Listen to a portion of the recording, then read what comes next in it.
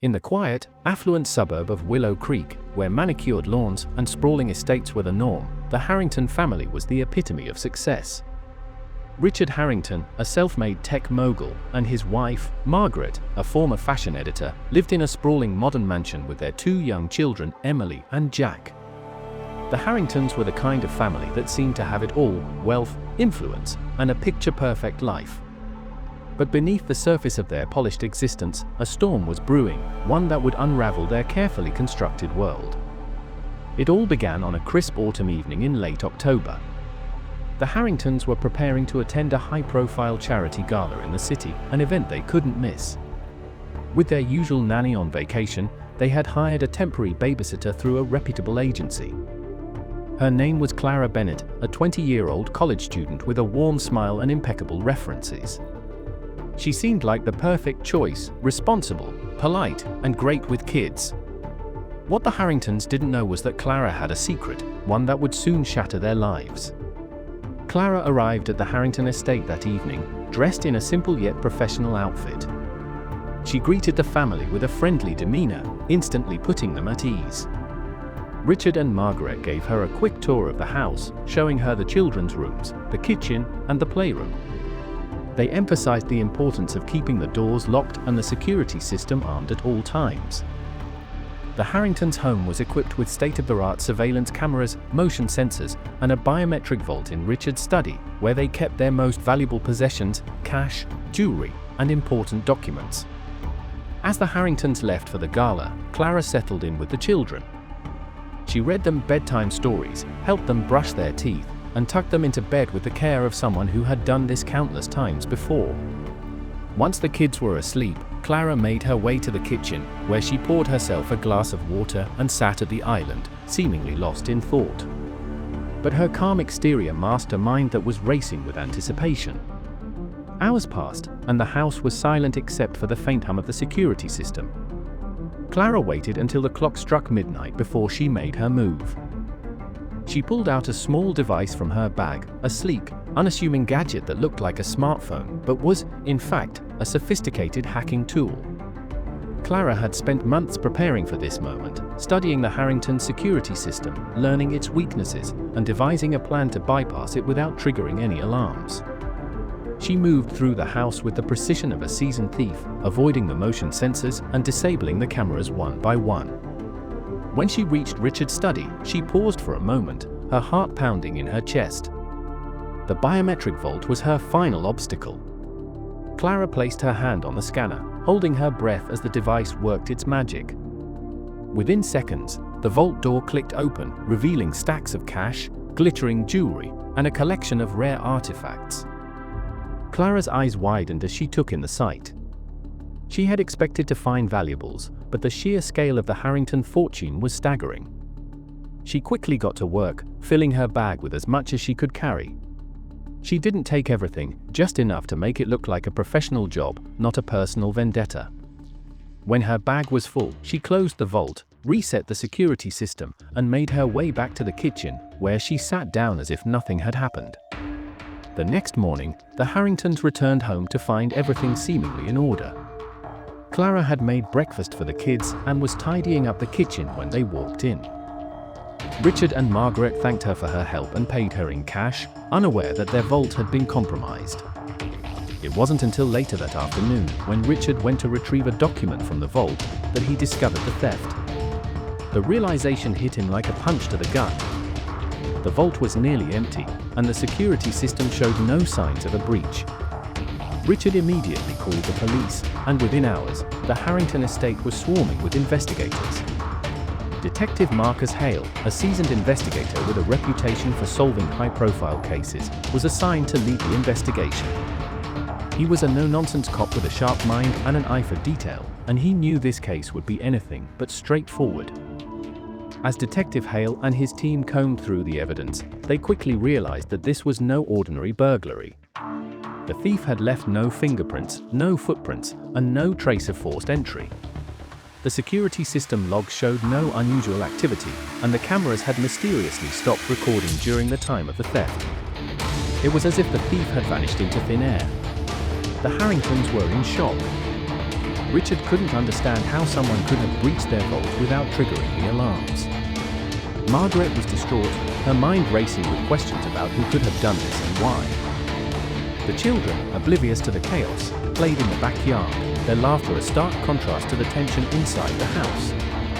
As the investigation unfolded, Detective Hale began to piece together a timeline of events. He interviewed the Harringtons, their staff, and anyone who had been in or around the house in the days leading up to the theft. When he learned about Clara Bennett, the temporary babysitter, his instincts told him there was more to her story than met the eye. He requested her file from the agency and began digging into her background. What he found was troubling. Clara had no criminal record, but her references were all from out of state, and her employment history was spotty at best. When Detective Hale tried to contact her, he discovered that she had disappeared.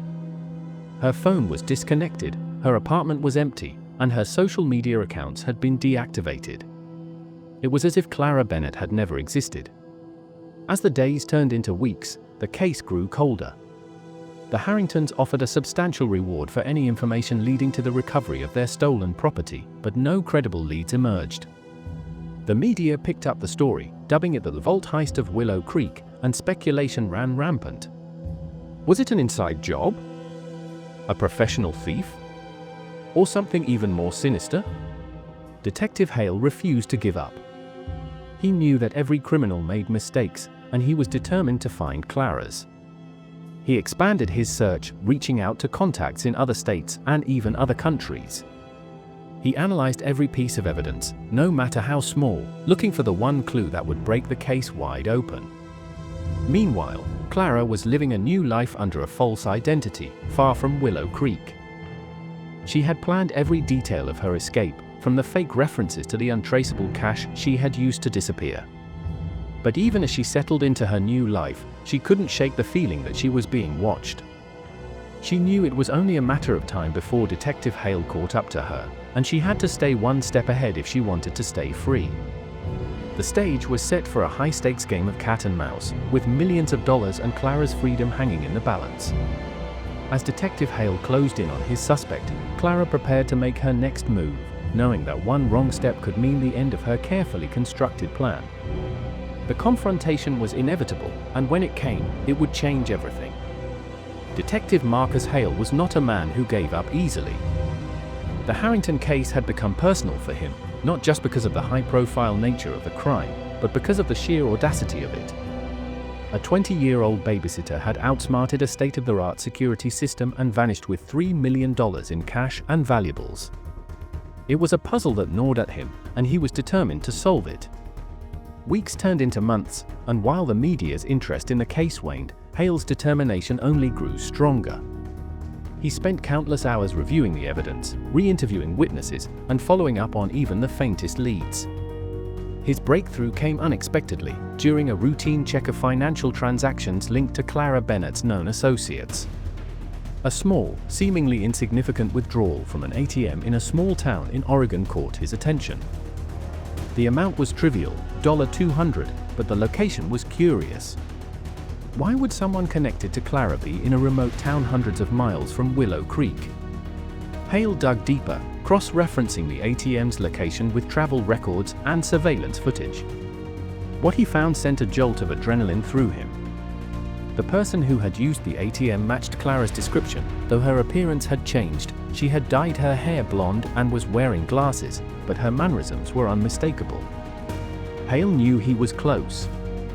He assembled a small team of trusted officers and set off for Oregon. The town of Silver Ridge was a far cry from the opulence of Willow Creek.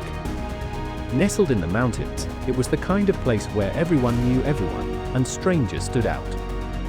Hale and his team arrived quietly, not wanting to tip off Clara or anyone who might be helping her. They began their search by canvassing local businesses, showing Clara's photo and asking discreet questions. It didn't take long for the pieces to fall into place. A clerk at a diner recognized Clara, mentioning that she had come in a few times over the past month, always alone and always paying in cash. A gas station attendant recalled seeing her driving an older model sedan with out-of-state plates. Hale's team tracked the car to a small rental agency where they discovered that Clara had been using a fake ID to rent vehicles under different names. The trail was heating up. Meanwhile, Clara was living in a modest cabin on the outskirts of Silver Ridge. She had chosen the location carefully, remote enough to avoid attention but close enough to town to access necessities. She had spent the past months living frugally, careful not to draw attention to herself. But the isolation was starting to wear on her. She missed the hustle and bustle of city life, the anonymity of a crowded street. Most of all, she missed the thrill of the con. The Harrington heist had been her biggest score, but it had also forced her into hiding. She knew it was only a matter of time before someone found her. One evening, as she was returning to her cabin after a trip to the grocery store, Clara noticed a car parked a little too close to her driveway.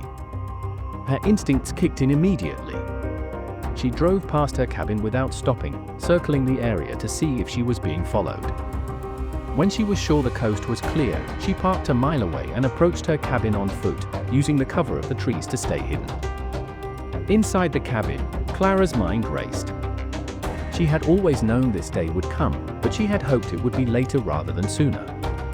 She quickly packed a bag with essentials, cash, fake IDs, and a change of clothes, and prepared to leave. But as she reached for the door, she heard the unmistakable sound of footsteps on the porch. Detective Hale stood on the other side of the door, his hand resting on his holstered weapon. He had tracked Clara to the cabin and wasn't about to let her slip away again. He knocked firmly, his voice calm but authoritative. "Clara Bennett, this is Detective Marcus Hale with the Willow Creek Police Department. I know you're in there. Open the door." Clara froze, her heart pounding. She had two options, surrender or run. She chose the latter. Moving quickly, she grabbed a backpack and slipped out the back door, disappearing into the dense forest behind the cabin. Hale heard the door creak open and immediately gave chase, calling for backup as he ran. What followed was a tense game of cat and mouse through the woods. Clara was agile and knew the terrain, but Hale was relentless. He followed her trail, his training and experience keeping him on her heels. The forest was thick, the ground uneven, and the fading light made it difficult to see. But Hale didn't stop. He could hear Clara's footsteps ahead, the occasional snap of a twig or rustle of leaves giving away her position. After what felt like an eternity, Hale finally caught up to her. Clara was cornered at the edge of a steep ravine, the sound of rushing water below. She turned to face him, her chest heaving, her eyes wide with a mix of fear and defiance. Hale raised his hands, trying to de-escalate the situation. "It's over, Clara. You don't have to do this.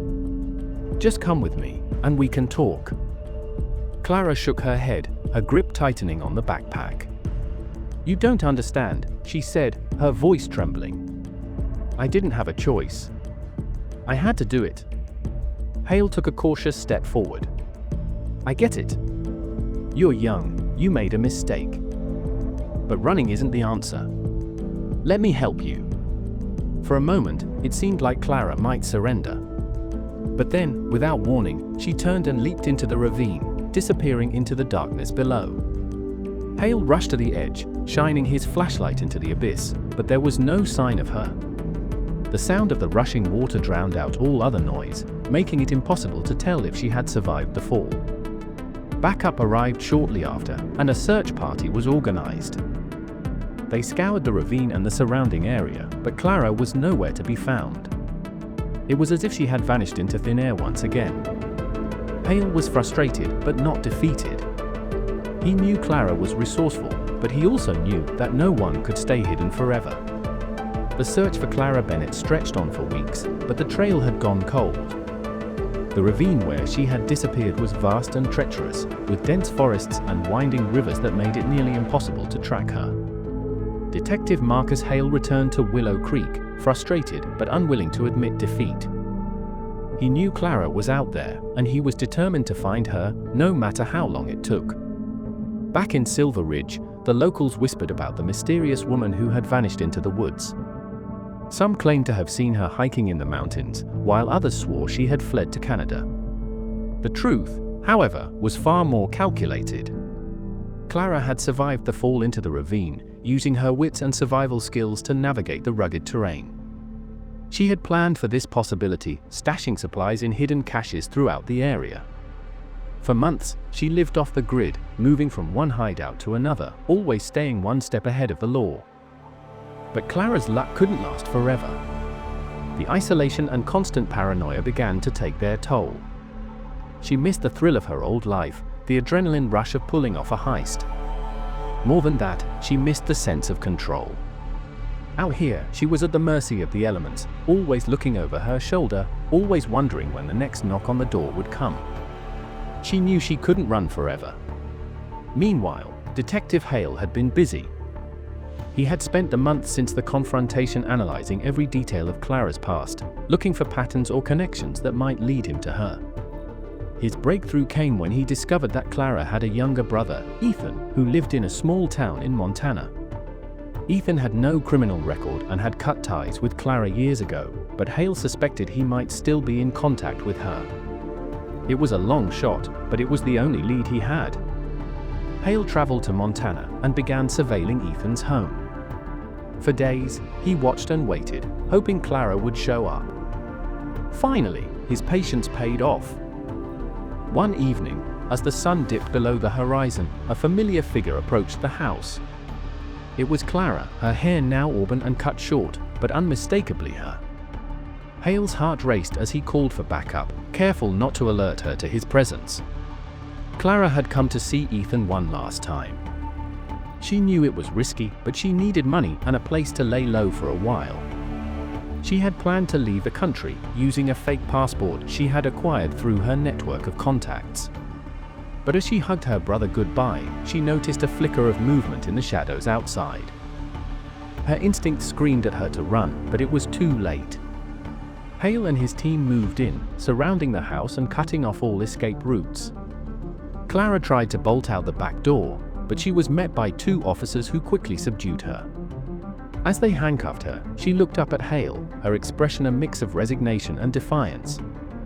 "You finally got me," she said, her voice steady despite the fear in her eyes. Hale didn't respond. He simply read her rights and escorted her to the waiting patrol car. The drive back to Willow Creek was long and silent, the weight of the case hanging heavy in the air. Clara stared out the window, her mind racing with thoughts of what lay ahead. She had always known this day would come, but now that it was here, she wasn't sure how to feel.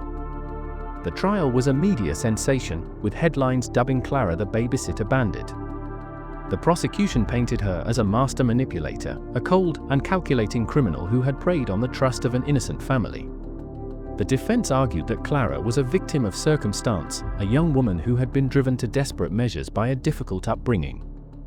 In the end, the jury found her guilty on all counts, and she was sentenced to 15 years in prison. For the Harringtons, the verdict brought a sense of closure, but it didn't erase the trauma of the theft. Richard and Margaret had tightened their security measures, installing additional cameras and hiring a full-time security team. They tried to move on with their lives, but the memory of that night lingered, a constant reminder of how quickly their world could be turned upside down. As for Clara, prison life was a far cry from the freedom she had once enjoyed. She spent her days reading and reflecting on the choices that had led her here. In a strange way, she felt a sense of relief. The running was over.